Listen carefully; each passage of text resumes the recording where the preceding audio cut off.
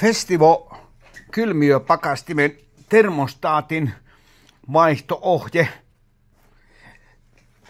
Kun vanha termostaatti menee rikki, se on kuvattu tässä näin, tämä vanha malli, niin täytyy asentaa uusi malli, koska vanha ei nyt saa. Ja se on sitten tämänlainen, se on eri merkkinen.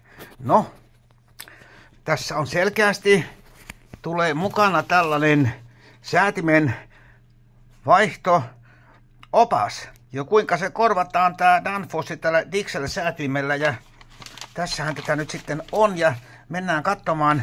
Täällä nyt on pikkasen jo kuvaa ja siinä on tuon mekaaninen asennusohje, se on 6-osainen ja siinä neuvotaan, että otetaan tuolta ylhäältä vanhat osat irti ja ruvetaan sitten laittamaan tämä kotelo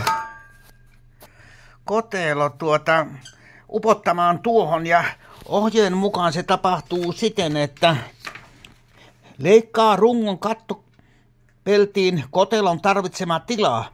Tarvittavaa tilaa voi leikata esimerkiksi poraamalla 5 millin terillä. Vieri viereen reikien piirretty viivojen mukaan. Huomio, poranterässä täytyy olla rajoitin, että se uppoaa kaapin läpi. Oho, onpas se aivan hirveetä. Siis poraille tuolla asunnossa kattoo reikiä 5 millin terällä. Herranen aika. Riko eristettä. Onko tämä enää korjaustyötä? Ei, kyllä tämä on puoskarointia. Voi hyvänä aika. Ja ihmisille myydään tämä osa, että se on helppo laittaa. No joo, sillä tavalla. No, siinähän sitä jo alkaa ohjetta ollakin alkajaisiksi. No, täällä on sitten laitettu ihmisille, että noin kytket ne kaapelit. No, onko tämä nyt ihan mallillaan tämä, että näitä voi myydä tavallisille ihmisille helppona työnä, kun tämä on sähkötyötä ja sekin on luvanvaraista. Jaa, mitähän se tukeisi tuohon hommaan sitten sanoisi? Ei taida sanoa mitään, mutta kun niillä on kiire.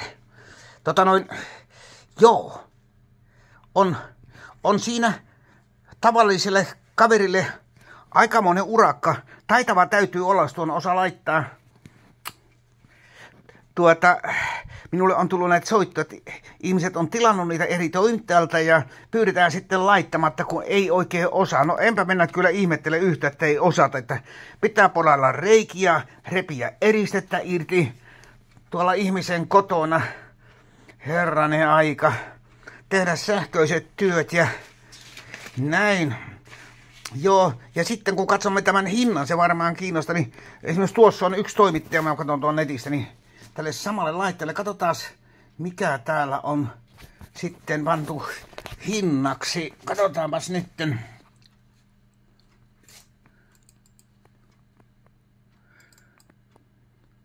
Se on 320 euroa ja se on valtavan kallis.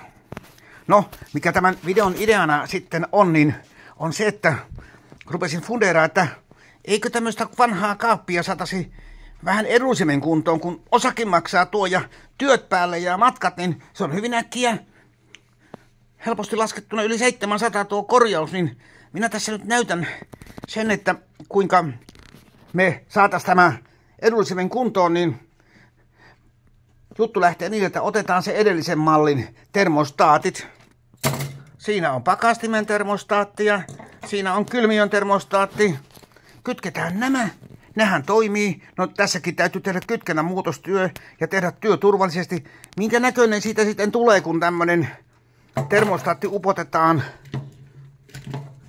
koteloon, niin siitä tulee tämän näköinen. Molempiin on siis oma.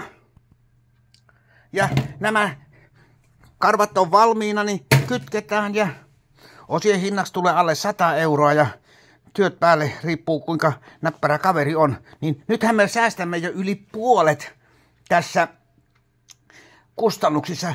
Tämähän menee jo järkeviin hintoihin ja se on turvallinen, ei aiheuta hengen, terveyden eikä omaisuuden vaaraa. Joo, että tällaista sähkömieskin sai lopputilin, kun teki vääriä johtopäätöksiä. Tässä saattaa syntyä paljonkin kyllä vääriä. Että aika taitava täytyy olla kaverin, joka pystyy tämän tekemään, mutta tämä idea on siinä, että todella kerrataan, niin tämä minun tekemä kalvorasiaan tehty systeemi, nämä on kaikki valmiina. Siinä vaan ulkopuolelle pannaan 2 ruuvia ja vedetään piuhat ja tuntielimet paikalle, niin homma on kunnossa, joo. Kyllä vaan. No niin, johan tässä on puhuttukin pitkään, mutta tätä kun ei minuutissa pysty oikein esittämään. Nyt siellä jo parhaat nukkuu varmaan ja on kyllästynyt katsomiseen, niin lopuksi haluaisin kertoa, että video on tehnyt Thermatic Oy.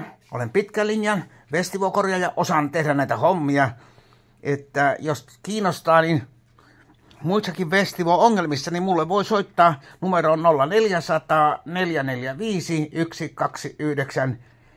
Hyvää alkavaa kesää toivoo Risto. Kiitos kun jaksot katsoa. Hei!